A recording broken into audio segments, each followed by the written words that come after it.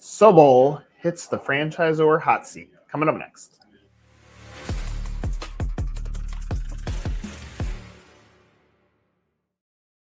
All right, Paul, we're actually going to start with you. Then we'll get to SoBol, which as a side note, I do tell a joke often that I am the founder of SoBol because there was someone that had to come up with a name, and that was me a long time ago. I don't know. Did you even know that part? I did not. Well, there you go. It was like, hey, the old name, there was a trademark challenge, Super Bowls. That's sure it was. That's a hard name to get trademarked. There's another big game that might have play on that, and the question was come up with a name. I said I have an idea, and that was that's SoBol. But tell me your story. How did you accidentally fall into franchising? What's your franchise backstory? I was in the food business for many years, from when I was a kid up until in my 30s, and food business was great for a long time. But when I had kids, and it wasn't as family friendly and family conducive as I wanted it to be. But I love the food business. I wanted to stay within it. And I got introduced to the franchise business and really started, I would say, about 15 years ago in it, and love it ever since. One gap that I see with franchisors, and this is every franchisor that exists, is you go to a website and it says basically buy my franchise, and you fill out a form.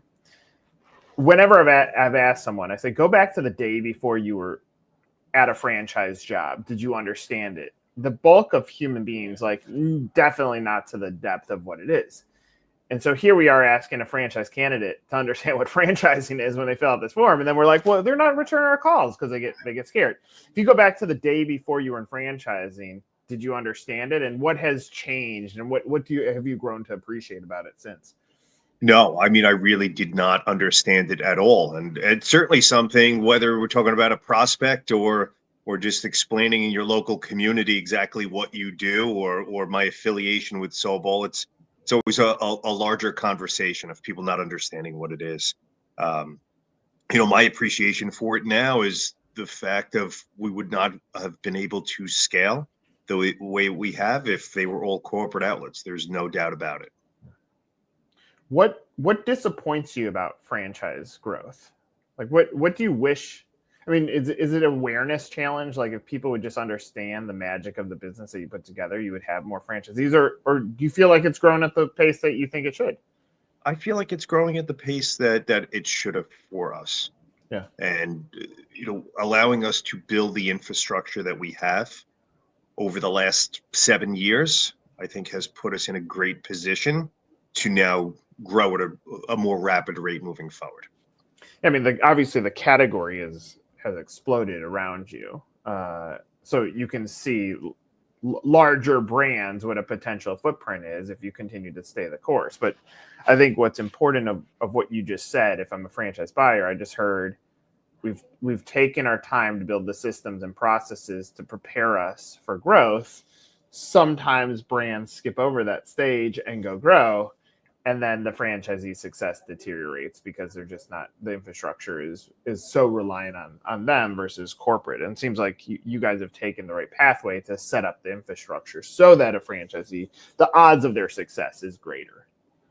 For sure. And I think, if speaking to our franchisees, the fact that 60% of our unit are multi-unit folks that didn't sign up as multi-unit franchisees, that bought one store, bought one territory, and then went on to, we have franchisees now that have 7-8 units. That's huge.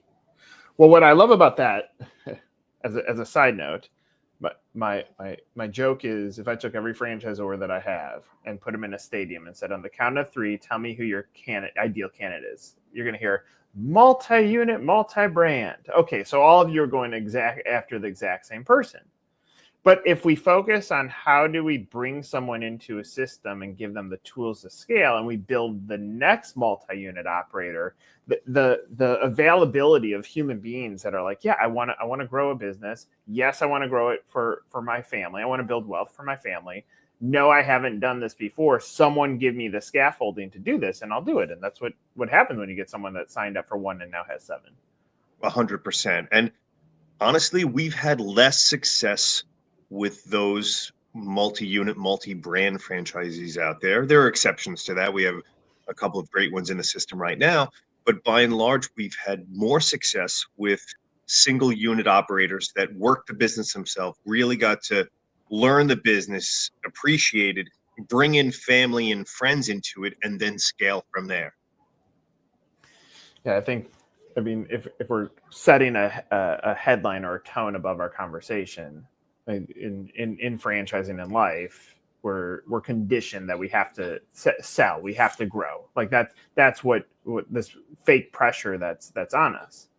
And when you do that, you might bring in the wrong franchisee. And the multi-unit franchisee has baggage. No matter what, they have baggage because they have a perception of what's worked and what hasn't. They have a little bit more of an ego, and they have no problem telling you what's wrong with your system. And so if you measured them on that level of turbulence versus someone saying, Paul, show me the way. I know I have to grind hard on unit 1 for somewhere between 6 months and 2 years before I can get into the second unit. Show me the way. Like it's a different type of mentality. And if we look at currency back to the franchisor comes in the way of cash and royalty, but then currency also comes back in kindness and working with a culture that you actually want to work with. So for sure. And also, Nick, the sales piece of it, a happy franchisee is the best salesman we could possibly have. When we have people lining up to be validators for the brand, that speaks to how content they are with it. It's huge. It's everything. I went through a process now about 2 years ago with a friend of mine where we were looking at a potential franchise to buy. I've done this probably three or 4 times throughout. Now I've been in franchising for 20 years now. And I've done it 3 or 4 times where I was like, okay, that business seems interesting. Let's go ahead and do a process. All of them ended with validation for me. Like I got to validation and it's a very simple question. I just said, would you do this again? Like that moment of hesitation makes me say, it's not ready. It's not ready for someone like me, Right. Let's get into the brand.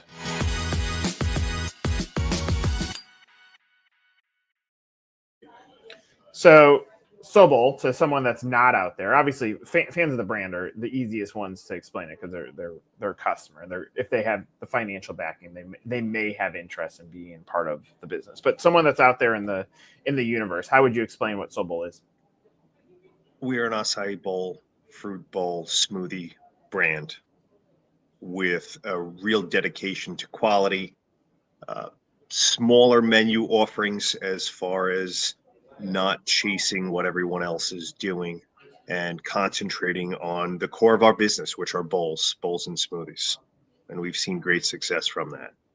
So your point of differentiation, does it come from product innovation, or did I just hear the point of differentiation with us is our operational excellence? Operational excellence, our quality product our consistent quality product that we're putting out. So to the buyer, is your ideal candidate someone who is a fan of the brand, or have you found people that you need to go through the process of introducing them to you, or is it someone who has looked at a competitor brand and they're sold out and has fallen down the line and said, oh, this is interesting? Like how does that ideal persona get created? Nick, we've seen the combination of all three for sure. There are some that are just diehard SoBol fans that have been customers for years and wanted to come in and own their own. More often than not, it's folks that, oh, my kids love it. My niece, my nephew, they love it. That's all they talk about. They brought me to the store and I went right online and looked at franchise opportunities. Is it ever someone who has not had that referral and has not tried the food? Is it anybody that falls into like, oh, just messing around online and I found this place? Rarely. There's more people that are in touch with the brand already. And I think that's the statement, which is often missed in franchising: operational excellence, treating the customer well, quality of product. In my opinion, that's where your franchise sales is. Because if you go spend money on marketing the message in emerging states, maybe you got a chance of finding this needle in the haystack. But in a concentric circle around your existing locations, as long as the operations and the quality of food and the customer reviews are good, then ultimately that's going to continue to build up more candidates that come in. And those are going to be the ones that actually want to be a part of the business versus you selling the multi-unit operator that owns, Dunkin' Donuts and Insert Market is like, I just want to add something to there. Like the emotional miss ends up really hurting from a currency standpoint, in my opinion. For sure. And look, the other piece of it is we are selective in the areas that we go, and we're selective in the candidates that we have conversations with. If our distribution model is not set up in that territory, we would rather not open a store there. We want to make sure that we are setting them up for success from a distribution standpoint. Let's touch on the investment.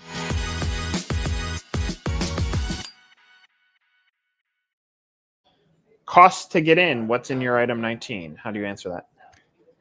It's a large range, obviously. In 2024, FDD said 195 to 453. Again, big range. Really depends on. Look, do we love value engineering going into second generation wet spaces? 100%. Have we seen our footprint shrink over the last 5 years? COVID has taught us we do not need these large seating areas as rents continue to climb. Fair market value is hurting this business big time as far as rents. We're looking to go into smaller footprints. We don't need the 1,200, 1,300 square foot spot anymore. What about item 19? What do you disclose on there? Our build out 195 to 453. What about gross revenues? Gross revenues, top quartile. We went from 799 in 2022 to 856 in 2023. Great. So take that number out of from my opinion, and I think this is what intrigues me about the restaurant operator. Obviously, majority of them are a fan of the brand, and they say, "I want to buy this." When we say, "Hey, franchisee that's gone into the food space, how many brands did you look at?" It's not a lot. It's like maybe one other, maybe two other. Like they stay very dialed into that business. But if you took an 800-ish average unit volume or top quartile volume, and you took that build out cost and you created this chart of opportunities of how much can fall to the bottom line, of which how much can you now take and invest into another location, which how quickly can you get to 3 locations that you're now making really good money, and therefore you've changed the projections of the wealth of your family. And we created this chart. The reality is at a somewhere between $200,000 and $400,000 build out with performance that is, call it 1.5 to 2 times that of the investment, which means the investment is sound. Like the investment would be great. Like you would be like among the better food investments. Why do you think the candidate doesn't go through that process? Is it just because you have to be a fan of the brand and it's just a matter of it's impossible to convince someone to look at an investment, their passions built around the product? Look, I think that is a piece of it. I think people are looking at around 800, right? Or 856, let's say. And saying, hey, there are other brands that their AUVs are a little bit higher. But when you look into the numbers of where we're at, when you're looking into our operational costs are much less than others in the industry. As far as just even skilled labor that it requires in our stores, or the lack thereof skilled labor that it really requires in the stores. From an operational standpoint, it's a simple business to run. Yeah. I think that's the other side of it. What are the hours of operation? Across the brand, they average 7 a.m. to 8 p.m., 7 days a week. Some stores are certainly in areas where we shrink that in the winter. Yeah. So there are provisions that could be made for that. Yeah, I mean, part of the issue is there's not a uniform way that item 19s are done. So therefore, when you're looking at what is the potential earnings versus the potential cost versus what drops to the bottom line. Brands can present it in a million different ways. And therefore, even if you disclose more, it might not appear like exactly what you just said is it, oh, well, their AUVs are higher. But then let's break out the number of hours that we're open. And so how many shifts do we have to employ staff? And even at 8 p.m. in the food business, if you're looking apples to apples of a pizza restaurant that has delivery, which means now your operations expand well beyond your four walls. And they're like, well, I can make a little bit more money in pizza. Well, yeah, but if you look at your average gross revenue per hour, it might not align to what you could make in something else. And I think it goes back to where we started this conversation is if the candidate doesn't understand franchising or doesn't understand business operations or ownership, which majority of franchisees that get into this don't have a background on this, then they don't even know where to look. And that's where like it's like magically you're not going to be able to have this conversation unless someone obviously falls into this video. They're going to have to go, I love the product, I landed on a website, I filled out a form, now I can talk about it, versus I'm doing my homework and understanding the value of the business. Right. Or if they're making it to the discovery day process, obviously we're having this conversation as well. Right.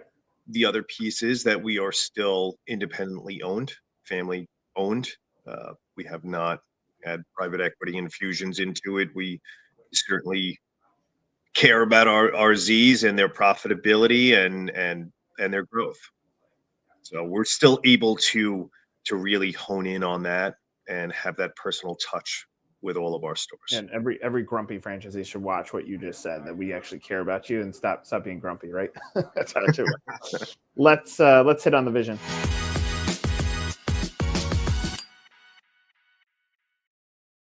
What's the plan for the next year?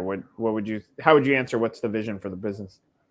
Our vision, super cool food, awesome experience, right? That's what we all live every single day. Franchisees, our corporate team. Where we're at right now, it's the march to 100. We want to get to 100 units. Yesterday, about 18 hours ago, just had our 75th store grand opening event here in Deer Park, Long Island. Had about 600 people online in 20-degree weather to come out and celebrate with us, which was a great accomplishment. And now it's the march to 100. How many do you have in development right now? Or how many have been signed that could eventually have a lease negotiation happen? I'm anticipating another 10 stores to open this year. There are 30 stores in development right now in various stages, including, multi-unit deals. Yeah, so a few more into the pipeline. I mean, the reality is the expiration date on hitting that number this year is going to come fairly fast with trying to get real estate up. So you're looking at next year, but it's a good vision. And frankly, what 1% of brands make it over 100. Also, for what it's worth, I mean, you guys have been cranking at this for a long time. Yes. I've had brands where I say, what's your goal? And they go, we're going to be at 100 units in 3 years. I go, no, you won't. But here, let me show you how you get there. You go 1 to 2, 2 to 4, 4 to 8, 8 to 16, 16 to 32, 32 to 64, and then you're over 100. And that's a 7-year roadmap. They're like, that's not going to happen. So I'm going to get this done in 3 years. Then I see them at a conference. I'm like, how's it going? They're like, oh, we're at 13 units. Right. They don't want to see it. Right. Exactly. No, I think you guys are doing a lot of things the right way. You've been very calculated with your growth. Even saying the march to 100 is a realistic goal. You're not saying we're going to double in size in the next 2 years, which could certainly happen as you get the snowball effect going. But no, I appreciate this, Paul. Thanks for sharing some of your story with us. Certainly, of course. Yeah, for Paul and Nick, this was another Franchisor Hot Seat. Take